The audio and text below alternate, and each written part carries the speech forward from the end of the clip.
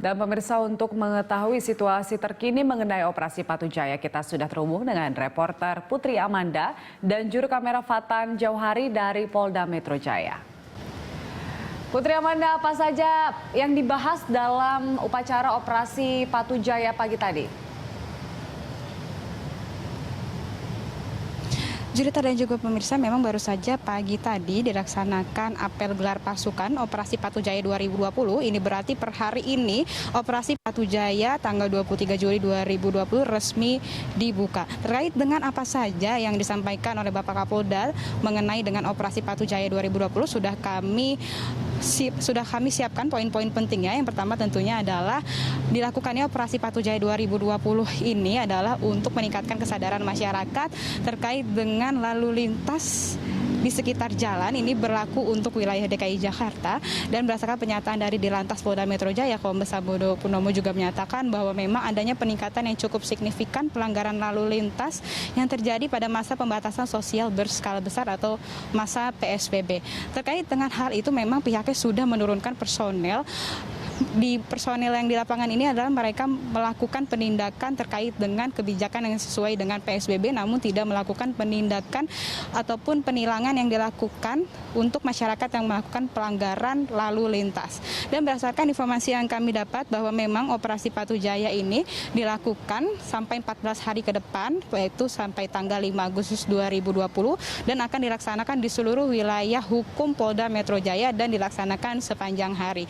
Nantinya mekanisme dilakukannya operasi ini adalah secara mobile atau hunting. Misalnya saja penindakan dilakukan di jalanan sekitar Dan Mogot, tapi pada waktu tertentu bisa saja berpindah di jalanan Sudirman Tamrin.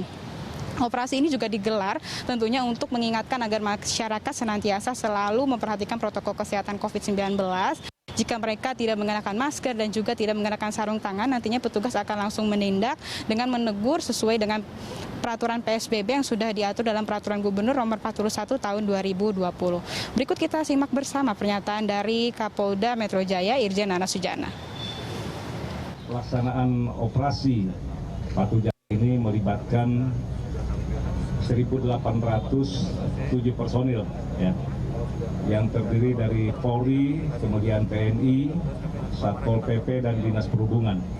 Jadi, dan memang kalau kita lihat selama ini, khususnya di pelanggaran yang terjadi selama tahun 2020 saja, jadi mulai Januari sampai dengan Juni kemarin, yaitu ada sekitar 4.707 pelanggaran. Saya ulangi, 4.708 kecelakaan dan 484.302 pelanggaran. Iya, Julita, jadi memang berdasarkan pernyataan dari Kapolda Metro Jaya, Irjen Nana Sujana, bahwa ia menyampaikan dan menegaskan sudah menyiapkan sebanyak 1.800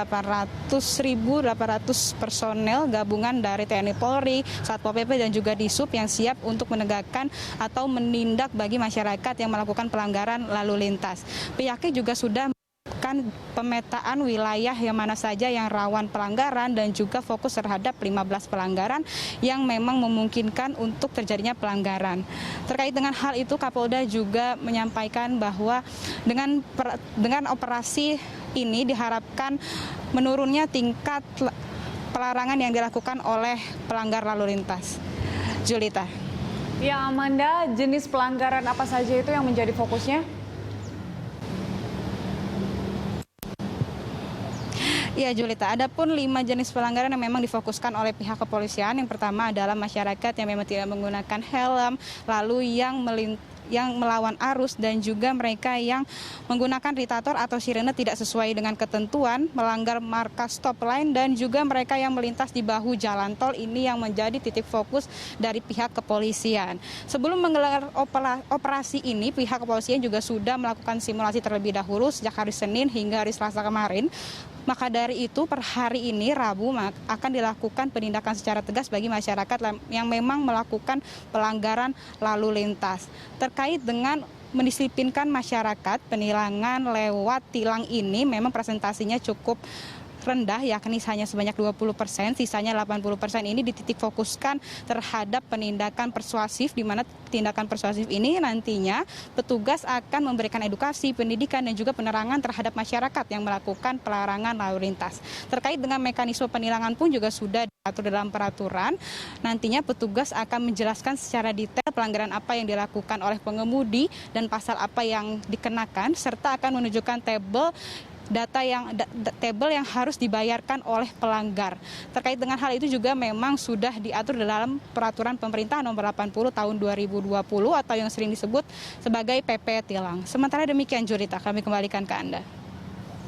Baik, Putri Amanda, terima kasih untuk informasinya. Selamat bertugas kembali. Pemirsa, laporan dari Putri Amanda dan juru kamera Fatan Jauhari dari Polda Metro Jaya, Jakarta.